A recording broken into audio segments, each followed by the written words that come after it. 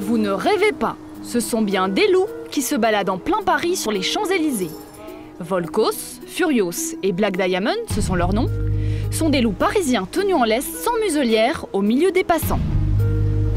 Des loups en ville, ça ne laisse personne indifférent.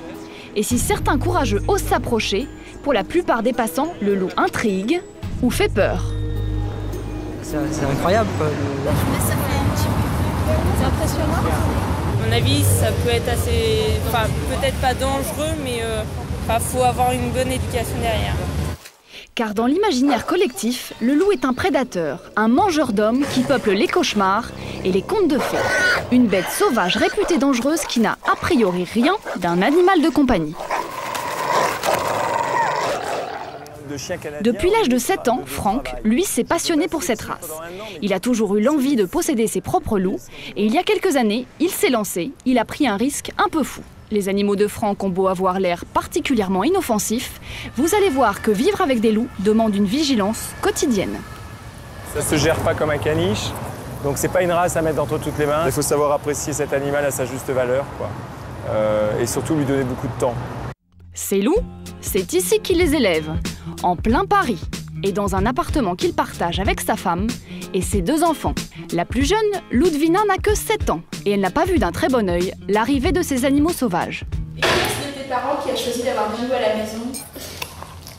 Mon père. Toi, tu voulais quoi? Moi, je voulais un chihuahua. Pourtant, la famille a dû s'adapter à la cohabitation avec les 3 loups. Franck doit les surveiller tous les jours et essaye de leur imposer des règles strictes.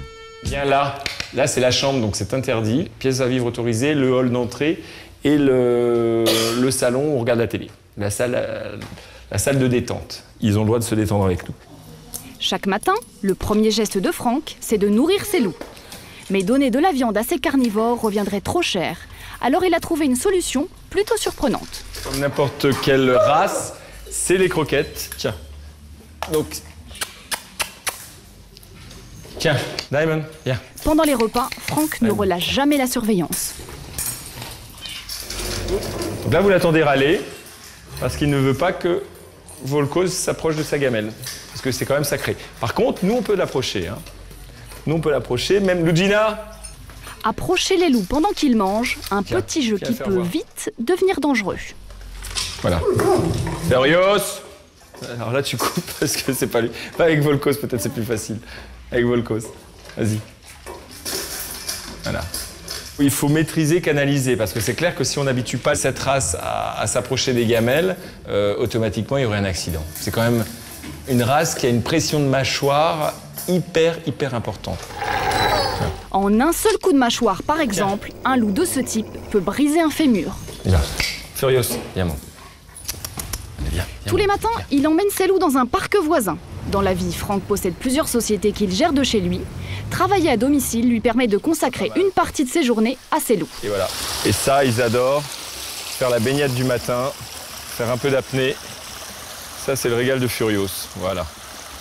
Dans la semaine, c'est le seul contact avec la nature pour ces loups de ville. Mais pas question pour autant de les laisser en liberté. Vous avez ici un parc de 14 hectares, donc c'est quand même très agréable. Alors j'ai été tenté de les lâcher quand même. Lui, quand il était petit, je l'ai lâché ici. Je me suis fait vite réprimander par les gardiens du parc. Et pour cause. Les loups sont maintenus en laisse, une bonne nouvelle pour les autres propriétaires de chiens. Posséder des loups est autorisé, mais uniquement cette seule espèce, les loups tchèques. Une race issue d'un croisement effectué dans les années 50 entre le célèbre loup des Carpates et un chien de berger. Une race hybride qui a gardé certaines caractéristiques essentielles du loup, notamment son sens de la hiérarchie. Le chef de la meute. C'est mon père. C'est mon père et après Furios. Furios, Volkos et le petit. À tous les sens du terme, je suis chef de meute. Il n'a pas le droit de faire ce qu'il veut non plus. Menés par leur chef, Volkos, Furios et Black Diamond l'accompagnent partout.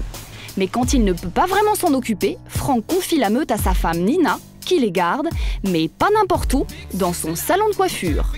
Se faire couper les cheveux avec 3 loups à ses pieds, les clientes ont du mal à s'habituer. La première fois, toujours un petit peu, c'est des loups, Ah non, c'est des chiens, non, c'est des loups. Bon, c'est des loups, ok, après on a un peu peur, ça mord, non, ça mord pas.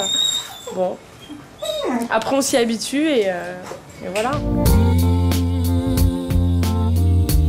Ça attire la clientèle.